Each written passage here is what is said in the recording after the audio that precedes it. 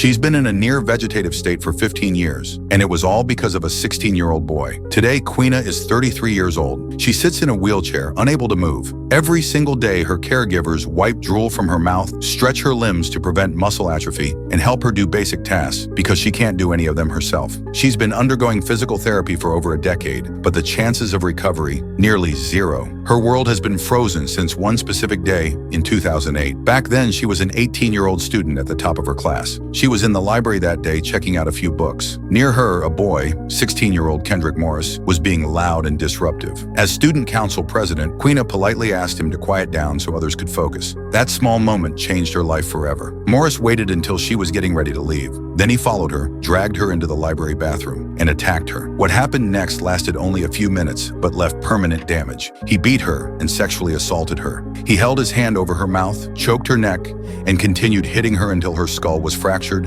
her spine was injured, and her brain was starved of oxygen for several minutes. Doctors managed to save her life, but she would never be the same. At just 18 years old, Queena became completely paralyzed, a shell of the vibrant student she once was. In court, the brutality of Morris's crime shocked everyone. He was sentenced to 65 years in prison. Even his own defense attorney struggled to argue for leniency. But Morris didn't stop there. He filed for a sentence reduction, arguing that he was young, grew up in a rough environment, and had mental health issues. He said he deserved a second chance. The judge denied his request. The sentence was upheld. Still, under Florida law, Morris may request resentencing again. He's shown good behavior in prison, and maybe someday he'll be allowed back into society. But what about Queena?